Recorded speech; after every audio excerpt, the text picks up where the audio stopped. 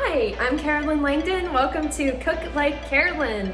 Today I'm excited because I'm going to make a nutritious, gluten-free vegan dish for you. It is linguini Alfredo made with cauliflower. So let's get cooking. First some coffee and let's go. Now we're kind of ready to go here. So I've got all of my mise en place out here. So all my things are in their place. I've got my pot of water that's still coming up to a boil, and I'm gonna salt that water once it comes up to a boil as well. Then over here I've got cauliflower, I've got garlic, and I have a vegan butter. I like the Miyokos brand. It's really, really good. This one is European style. I actually like their original better and salted.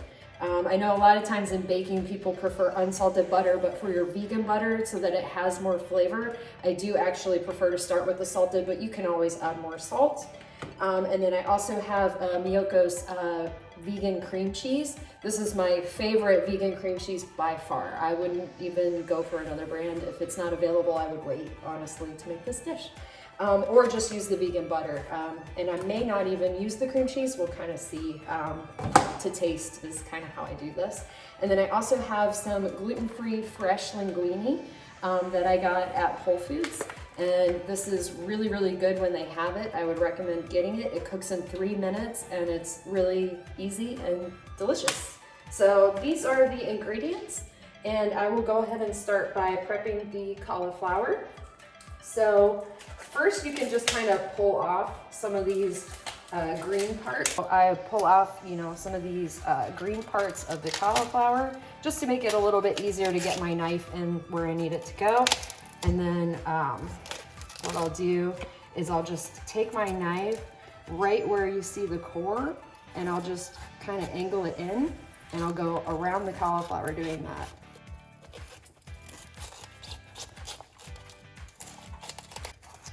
And you want to do it this way because you want to keep the cauliflower as whole as possible so that it doesn't all fall apart and crumble in your water. If you don't want to do it with a knife, you can do it with your hands too and just start kind of pulling off the florets. One important thing to note that people have told me in the past is that when they try to cut cauliflower, it crumbles on them and kind of breaks. That will happen if you take the head of cauliflower when it's whole and start cutting into it this way. You really want to cut from the base so that you can keep the florets whole like that.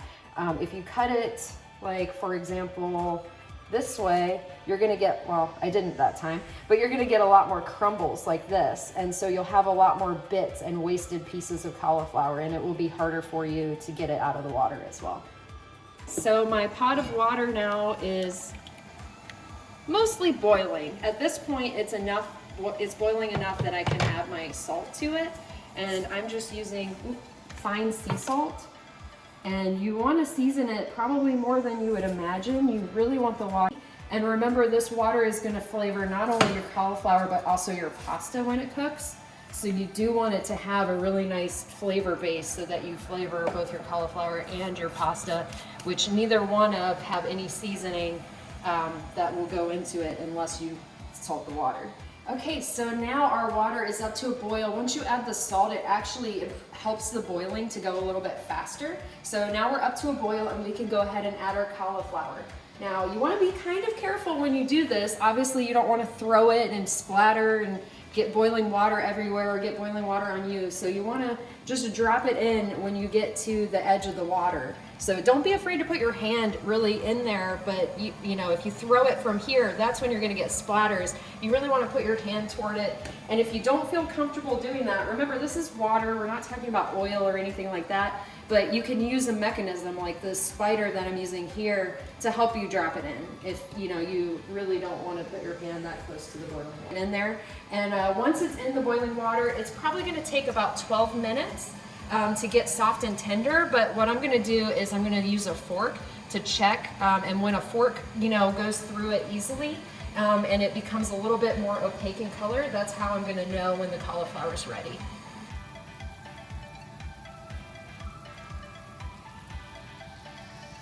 Cauliflower is ready, and you can check it by taking one of the bigger pieces and sticking a fork in it, and if your fork goes in with ease, and it's really soft, and you can see that it's, you know, it absorbed a lot of water and it's softer in color. Then it's ready to go. It's almost to the point now where it would start falling apart on its own, and you want to take it out before that happens so that all the pieces don't fall apart on you. But if you aren't sure if it's done yet, it's probably not done, and you want to err on the side of almost over boiling it rather than under, because it won't make a nice soft sauce if it's undercooked. So now I'm going to take it out, and I'm actually going to put it right into my food processor bowl. S-blade in it already, which is the most popular blade for the food processor. And I'm going to leave the water on boiling, and you can see I'm just pulling the cauliflower straight out with my spider. If you don't have a spider, you could do this with tongs or a slotted spoon, obviously, if you had a slotted spoon. And I'm gonna leave, like I said, leave this water on because I'm gonna add my pasta. If you don't have quick cooking pasta and it's gonna take you about 12 minutes, I would go ahead and drop it right now. Make sure that you stir it in the first minute or two quite a lot, because that's when your pasta will actually stick together, if it's going to stick together. But I'm gonna leave that and actually start on my sauce because my pasta is only gonna take 3 minutes, and I don't wanna accidentally overcook it because I'm working on my sauce. I actually just look for a separation between the cloves, and I put my knife right there, and I just kind of flick my knife back and pop it out. And then what I'm gonna do is actually take my knife like this. I'm just gonna whack it with my hand, and that's going to smash the clove, and then I'll just be able to peel away the wrapper very easily.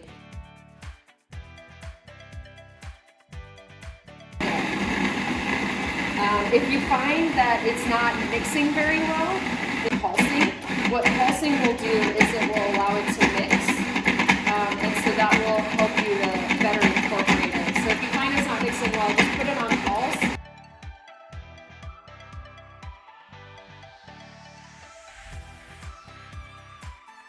Easier to incorporate. I'm not sure yet if I'm going to add the cream cheese. I'm going to do that to taste, but I also am going to add a little bit of garlic powder.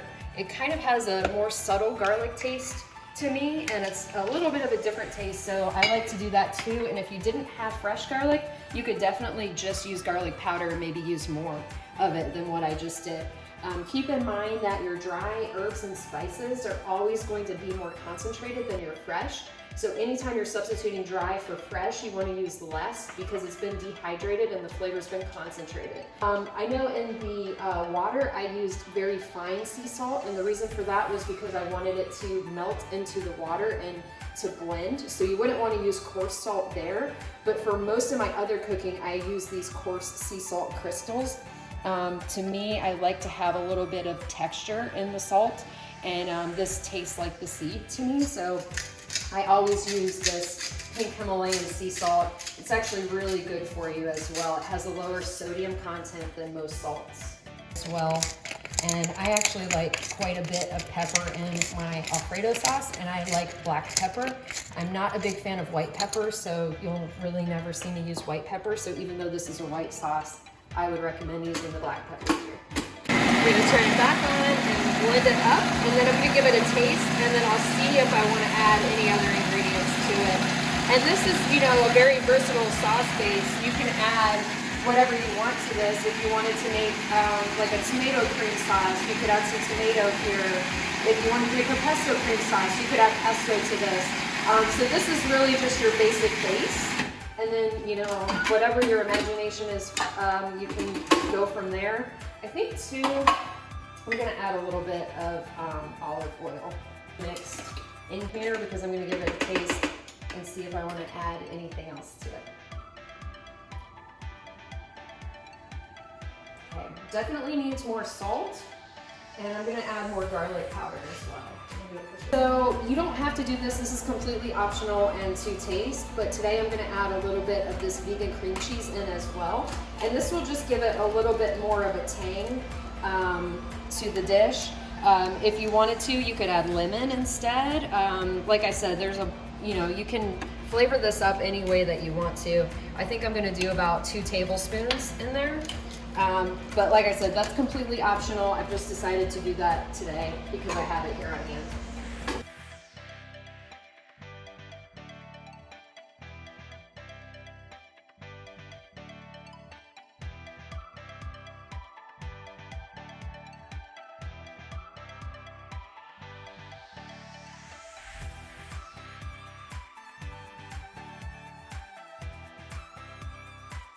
is done literally in no time flat. So all I did was take out a noodle and taste it. So I just pulled it out with my hands, but if you don't have hot hands like me, then you can do that with a fork and just take out a noodle and taste it, and you'll be able to tell when it's done, of course. And then what I'm gonna do is bring my bowl right up, and I'm just gonna transfer it right into the bowl. And I'm not really worried about if water comes with it. I'm actually gonna add a little bit of this pasta water to the dish to kind of bring everything together. So it's totally fine and actually preferred if you bring a little bit of water as you're moving the pasta over. Grab the bowl from the food processor that has our sauce. And I'm just gonna add and actually for this amount of pasta, this may be a little bit too much sauce. So I'm gonna stop there for now and just kind of see how that goes. And then I'm going to take a coffee mug, and I'm gonna, or you could use a ladle if you wanted to, and I'm gonna ladle probably to start about a 1/4 cup of the pasta water, and I may go back for more. And then I'm gonna mix it together. Hear how creamy it is. You will not miss the cream. And you do want to kind of give it a couple minutes to set up, because that pasta water is going to thicken the sauce and mix with, and allow the pasta to stick and mix with your sauce. So you can already kind of see that it's mixing together and sticking to the pasta, which is what you want. So just give it a couple minutes, and then you'll have a fully complete dish. So for plating, what I would do is take tongs or a fork and just pull the pasta up out of the bowl and then twist it as you put it on the plate, so it'll have like a really nice presentation on your plate. So like I said, you can do this either with a fork or with your tongs, and you really want to add some nice height to the dish. And then if you want, at the end, you could garnish with some fresh herbs to give it a little color pop, or maybe put some fresh cracked black pepper on the top. So obviously serve as much as you want. And then what I'm gonna do is finish by putting some black pepper right on the top.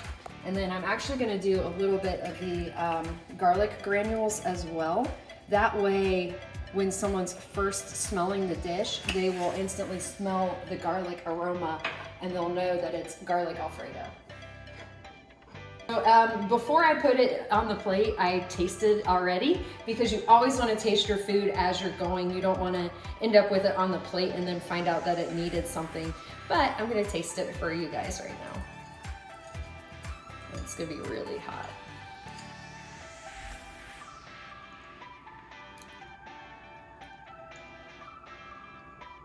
Super creamy, super good. I hope you guys make this.